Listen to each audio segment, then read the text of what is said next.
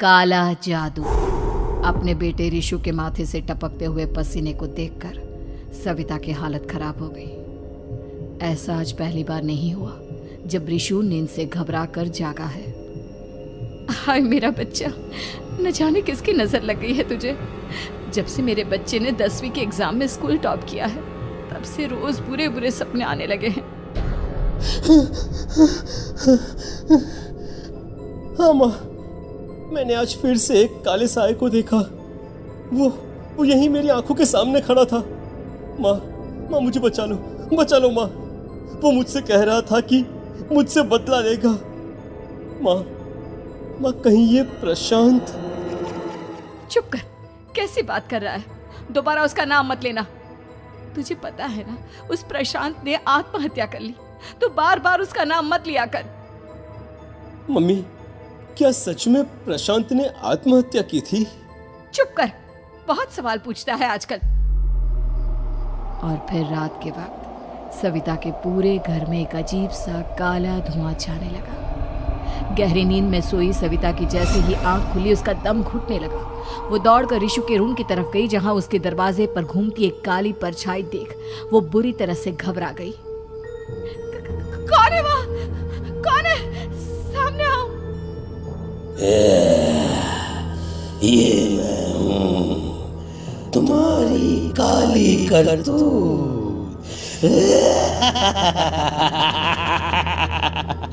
और अब मैं तुम्हारे बेटे को ले जाने आया हूँ।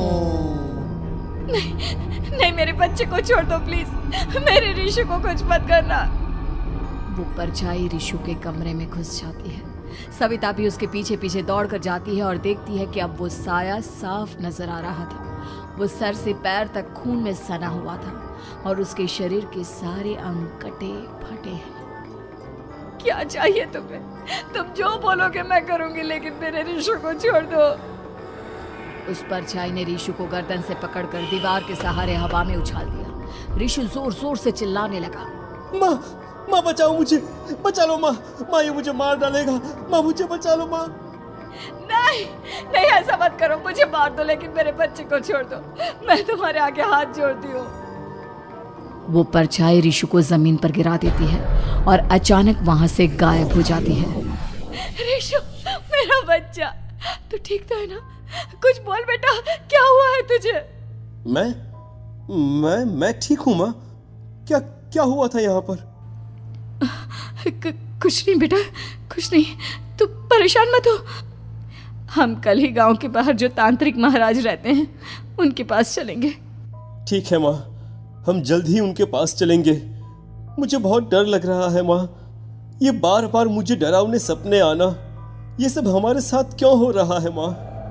अगले दिन सविता अपने बेटे रिशु को लेकर गांव के बाहर तांत्रिक के पास जाती है। जिस जगह पर तांत्रिक रहा करता था वो जगह बहुत डरावनी थी। चारों तरफ कंकाल और खूब भूतियां नजर आ रही थी। गांव से दूर वीराने में उस जगह पर जोर से आंधी चल रही थी। रिशु ने डर कर अपनी माँ का हाथ पकड़ लिया। माँ मुझे बहुत डर लग रहा है। ये कैसी जगह है? देख बेटा, हमारे साथ जो कुछ भी हो रहा है उसका इलाज सिर्फ और सिर्फ ये तांत्रिक महाराज ही बता सकते हैं। अब यही है जो हमें प्रॉब्लम से बाहर निकाल सकते हैं। जैसे ही सविता और रिशु तांत्रिक की झोपड़ी के अंदर पहुंचे, वहां का नजारा देखकर उनकी आंखें फटी की फटी रह गई। तांत्रिक की झोपड़ी के अंदर कई सारे लोग अपनी गर्दन घुमा घुमा कर जोर जोर से चीख रहे थे। कौन हो तुम और यहाँ क्यों आई हो? महाराज, मेरे बेटे को कुछ दिनों से एक डरावनी काली परछाई नजर आती है और कल रात उसने मेरे बेटे पर हमला भी कर दिया।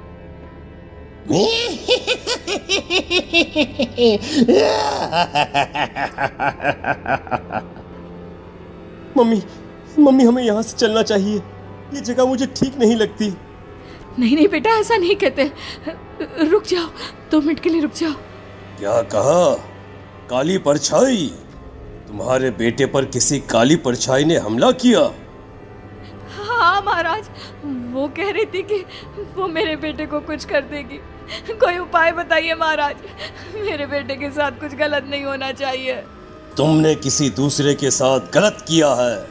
तो तुम्हारे साथ भी गलत होकर ही रहेगा। तुमने किसी की जान ली है, किसी को मार डाला है तुमने। नहीं महाराज, मैंने ऐसा कुछ नहीं किया। मैंने किसी की जान नहीं ली। मुझे कोई उपाय बताइए। लगता है तुम इतनी आसानी से नहीं मानोगी।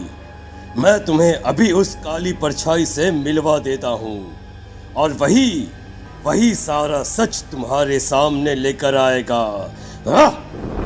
सविता और ऋषु ने डर के मारे अपनी आंखें बंद कर ली। तभी अचानक तांत्रिक की झोपड़ी में अजीबोगरीब आवाजें गूंजने लगी। सविता और ऋषु बुरी तरह से कांप रहे थे। आंखें खोलो और अपने सामने देखो।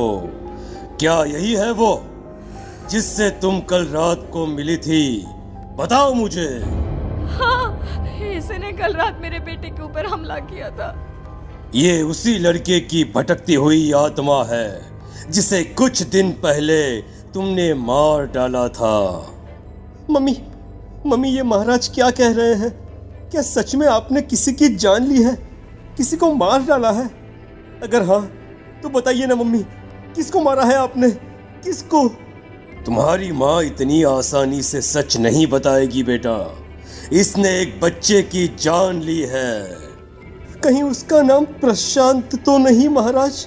वो मेरा दोस्त है, मेरा मतलब मेरा पड़ोसी है। सही पहचाना। देखा सविता, तुम्हारा खुद का बेटा भी जानता है कि तुमने किसी के प्राणों की बलि चढ़ा दी और इसीलिए अब उसकी बुरी आत्मा तुम्हारे घर में भटकती है। मुझे माफ कर दीजिए महाराज, मुझसे बहुत बड़ी गलती हो गई। प्रशांत हमारे पड़ोसी का बेटा था। हर बार उसके नंबर मेरे बेटे से ज्यादा आते थे और इसलिए मैंने उसके कमरे के बाहर काला जादू किया था, पर मुझे नहीं पता था कि वो मर जाएगा। तुम्हारे उसी काले जादू वाली गुड़िया के अंदर एक बुरी आत्मा थी जिसने उस बच्चे के दिमाग पर बुरा असर कर दिया और उसी की वजह से उस लड़के ने अपनी बालकनी से कूदकर आत्महत्या कर ली। इसकी वजह सिर्फ और सिर्फ तुम हो, तुम। नहीं महाराज, जो कुछ भी हुआ मुझे नहीं पता था कि प्रशांत अपनी जान दे देगा। प्रशांत की आत्मा इस वक्त तुम्हारे सामने खड़ी है, हमसे बात करना चाहती है। बोलो क्या कहना चाहते हो?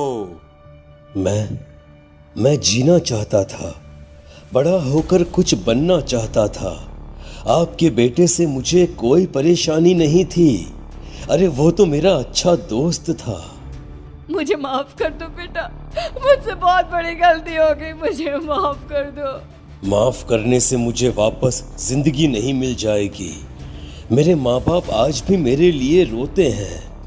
आपने मेरे साथ बहुत गलत किया है, बहुत गलत। और तभी अचानक प्रशांत की आत्मा वहां से गायब हो जाती है। सविता जोर जोर से रोने लगती है। सुन लिया तुमने? ये तुम्हारे अपने ही किए हुए पाप हैं जो इस तरह से तुम्हारे सामने आ रहे हैं। माँ, ये आपने अच्छा नहीं किया। सिर्फ 10th बोर्ड के एग्जाम में मैं टॉप कर पाऊं, इसलिए आपने मेरे दोस्त के ऊपर काला जादू कर दिया। नहीं मम्मी नहीं, अब हम कभी खुश नहीं रह पाएंगे, कभी नहीं। मेरे दोस्त की आत्मा को कभी शांति नहीं मिलेगी मम्मी, कभी नहीं। लेकिन मैंने जो कुछ भी किया सिर्फ तुम्हारे लिए किया। वो लड़का हमेशा फर्स्ट पोजीशन पर आ जाता था और इस वजह से हमेशा तुम्हारे मार्क्स कम पड़ते थे। मैंने तो सिर्फ उस पर एक छोटा सा काला जादू किया था बेटा। मुझे क्या पता था कि उसका ये नतीजा निकलेगा। जिस गुड़िया को तुमने उस लड़के के कमरे के दरवाजे पर लगाया था, दरअसल उसके अंदर एक बुरी आत्मा का प्रवेश हो गया था, जैसा कि अक्सर काला जादू करते समय हो जाता है। मुझे अपनी गलती का एहसास हो गया है। मैं प्रायश्चित करना चाहती हूँ, आप बताइए मैं क्या करूँ? प्रशांत के घर जाकर उस काली गुड़िया को वहां से निकालकर यहाँ लेकर आओ। मैं उसे आग में जलाकर राख कर दूंगा और उसके बाद प्रशांत की आत्मा को हमेशा के लिए मुक्ति मिल जाएगी। अगली रात सविता चुपचाप अपने पड़ोसी प्रशांत के घर जाती है। प्रशांत के माँ बाप प्रशांत की मौत के बाद उस घर को छोड़कर हमेशा के लिए वहां से चले गए थे। जैसे ही सविता उस घर के अंदर कदम रखती है, उसका सामना अजीबोगरीब हैवानियत से भरी आवाज़ों से होने लगता है। ऐसा लग रहा था जैसे कोई बुरी तरह से चीख रहा हो। सविता जैसे ही प्रशांत के कमरे के बाहर पहुंचती है, वहां पर लटकी हुई गुड़िया के शरीर से खून टपकने लगता है। ये क्या हो रहा है? इस गुड़िया के शरीर से खून क्यों टपक रहा है? सविता हिम्मत करते हुए उस गुड़िया को वहां से उतारने की कोशिश करती है, लेकिन तभी अचानक से बहुत भयानक दिखने वाली औरत उसकी आंखों के सामने आकर खड़ी हो जाती है। मैं यहाँ से कहीं नहीं जाऊंगी, और अगर तूने मुझे यहाँ से हटाने की कोशिश की तो मार डालूंगी मैं तुझे। नहीं नहीं, मुझे तुम्हें यहाँ से ले जाना ही होगा, नहीं तो मेरा बेटा, उसकी जान को खतरा है। मैं तुम्हें नहीं छोड़ सकती। अगर तुम्हारे अंदर हिम्मत है तो मुझे इस घर से बाहर ले जाकर दिखाओ। और ऐसा कहकर वो औरत सविता के ऊपर हमला कर देती है और उसे हवा में उछाल उछाल कर जमीन पर पटकती है। लेकिन तभी अचानक मौका देखकर सविता अपने हाथ में ली हुई सुई उसके हाथ में चुभो देती है। हाथ में सुई लगते ही वो औरत जमीन पर तड़पने लगती है। ये क्या किया तूने? ये क्या कर दिया? तुझे ऐसा नहीं करना चाहिए था। तांत्रिक ने मुझे कहा था कि तुझसे जीतने का सिर्फ यही एक तरीका है जिससे मैं अपने पापों का प्रायश्चित कर सकती हूँ और अपने बेटे की जान बचा सकती हूँ।